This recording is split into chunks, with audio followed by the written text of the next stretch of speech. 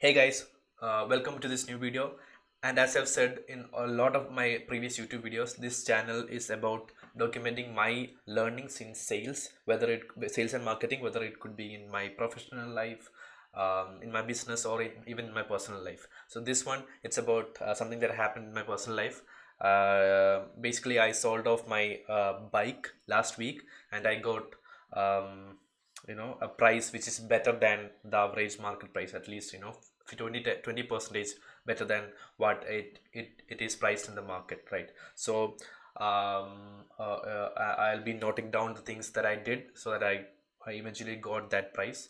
And some of you might have seen my previous video on the book review on the book Never Split the Difference, which is about negotiation. So after that, I've been doing a lot of explanations, and this is one of the things that kind of succeeded for me. So I just wanted to share with you. So if you are selling some stuff, and also this will be very relevant for freelancers and people who are selling their services online, etc. Right? A lot of things might be true for them too. Or else, if you're just selling your bike or your car or everything, that will be very relevant for you guys if you're watching this, right?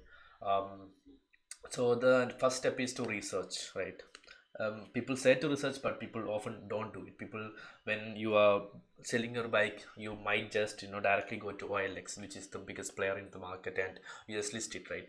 But I'd say, why waste? Why go behind your gut feel, just your gut feeling?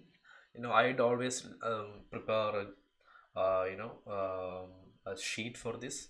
For most of my activities, I prefer to have starting from um, Google Sheet, which kind of puts me in the mood, and also helps me to not forget a lot of stuff, things like that. So the first thing that I researched was the current marketplace. So research is equal to market, to understand the current situation of the market. So if you don't understand the current situation of the market, you don't know which where to price it, what's the quality that people are looking for when you're buying a second-hand bike, etc. All the stuff, right?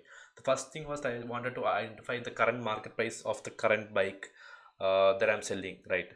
So there is a slight difference in the year of manufacture and the engine model, which made it very costly. Right now, if you want to buy my mic, that is KTM 250 Duke, you have to give 2.8 lakh rupees, but it has additional features and a lot of differences. But that's the reality, right? People, if you want to buy that brand, it costs 2.8 lakh. But I bought it for about 2 lakh about 4 years ago, right? um, so I currently know the price, and I researched. I called up my showroom from which I bought the bike, and asked the resale value of the uh, of my bike, right? And they said it's about 1.25 lakh to 1.3 lakh. So I got an idea from there, and I also went to sites like Quicker and tried to identify the price point of my bike, which is KTM Duke 250 2017 model. You can see this is 1.3 lakh. This guy has listed it as 1.3 lakh. This guy has listed it as 1.4 lakh. um, and basically a lot of people, here is also 1.4 lakh, right? So it's between 1.3 to 1.4 lakh, right? In a lot of sites. So what I did was that I went on to a lot of basically I did a simple Google search like buy used bikes in India. So this is a hack when you're researching sites, like, right? You can just use the power of SEO, and this could be the keyword that a lot of people will be optimizing if you sell, if that is a marketplace, right? So I just used buy used bikes in India, and I got how much, 7 to 8 um, different marketplaces and info sites that I didn't knew earlier. I just knew about OLX and Quicker, but I then came to know about 8 to 9 websites that I didn't really knew earlier, right? I listed all the sites here, and I also calculated the top listed price, the average price of in Quicker. You can see the average price is 1.30, and I started listing it out. Some of them I then realized that some of the websites that I found out had isn't active in my area, or some of them isn't actually a marketplace, all the stuff, right? But it was in 3 days time I was able to list in about 3 to 4 websites, and which only took like 10 minutes per day, right? um, and Facebook Marketplace, Quicker, and OLX gave me the best results. So if I didn't use this sheet, I wouldn't have listed it on Quicker or Facebook Marketplace, right? I would have just listed it on OLX. Um, Coming the yeah, use the maximum opportunities, right? You don't have to limit yourselves to just that one number one marketplace. I listed it in, as I said, 4 to 5 different marketplaces that are popular in India that I didn't know earlier, so that I get more visibility, right? um, then filling in the maximum details. I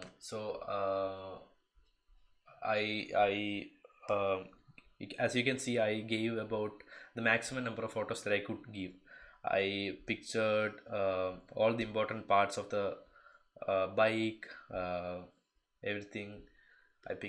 Pictured, and basically I considered this as a product page itself, and I put all the kind of images that I could give, so that people who are seeing this will take it as a trustworthy seller, and also will have be able to have a first look at different parts, different important parts like engine, etc., right? And I gave all the details like 2017 KTM Duke 50, 2000 KMs driven, single owner, all these things, and I also gave a lot of other descriptions like well maintained, no accidents, and I also listed the reason for selling, right? So that it will come out more out as more genuine for the people who are reading this. Um, and then this is the most crucial part. It's that so I knew that the average market value is 1.25 or 1.3 lakh. So I kept my goal as selling it for 1.4 lakh, something above 1.4 lakh, right? So I didn't want to list it as list it for 1.4 lakh, because then there is no room for negotiation, right? So then what I did was that I listed it for 1.6 lakh. Now I have 20,000 rupees to negotiate with who is coming up, right? So I can give a better price, so the buyer will also be happy that he gains something out of the negotiation. So this buffer is the most important thing that I'd say when you're selling. You should do the details and the buffer, right? I did that. I listed for 1.6 lakh. um, then a fifth important, very crucial thing is that in the first day itself, I got a lot of offers for 1.3 lakh, 1.35 lakh, even 1.4 lakh. And people said that I'll be coming and I'll pick up the bike tomorrow itself. And people were just calling me and saying that, okay, let's close the deal. I'll pay full today itself. I'll pick it up, but they'll only pay 1.35, 1.4 maximum, right? So I said that, I need some time, like I need at least 3 to 4 days. I am getting a really good amount of offers, so I didn't move fast. So if I moved fast and I grabbed that opportunity that I got in the first day itself, I would have sold it for 1.3 or 1.35 lakh, right? So I knew that there is no reason for me to that's a trick used by the buyer, right? To That's an urgency, right? They're asking me to move fast so that I don't get time to think, or I don't get better offers, right? So no, don't move fast. At least you need to get 10 or 20 different offers, so we can compare the offers and arrange it in descending order, so that you can often the best negotiation thing that you can do is that if somebody is offering 1.4 lakh, and among the 10 offers that you got, if somebody has given 1.48 as an offer, we can definitely say to everyone who is calling after that buyer that someone has offered 1.48 lakh. So I'll be giving it away for anyone who is quoting me more than 1.48. And so there is a strong benchmark that you're setting, that you have an offer at 1.48, so I'll only be selling it on top of that, right? Then sixth one is honesty. I was very honest about all the things that happened to the bike. I had to change the speedometer. I had to change the battery. I was very honest with them, so that they don't find out something wrong with the bike after selling it, right? So I clearly doubt. I always want to be honest, and that also creates trust, right? Whenever someone called me, I try to explain all the negative stuff that have happened to the bike too, right? So then they are more convinced that I am not some fluke or something like that, right? And then eventually I was able to sell it near to 1.45 lakh, right? So usual market price is 1.25 to 3, and I was able to sell it like 15-20% higher on 1.45, around 1.45, right? So that worked out. But one mistake that I did was that, after finalizing the deal only, the buyer told me that, okay, there is a fee for changing the ownership, and I had to bear it, right? So I had to reduce 1,000 rupees from that. But I should have researched on that, and I should have quoted it outside, right? I should have said that, um, you know 1.45 plus the ownership changing charges, something like that, right? So that's a research part that I didn't do, right? So these are the stuff that that helped me to uh, get sell it at a very better price than the average market price.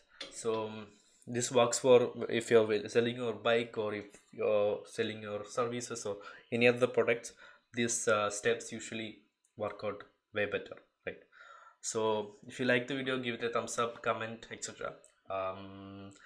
We'll be coming up with more sales marketing videos in upcoming weeks. Thank you guys.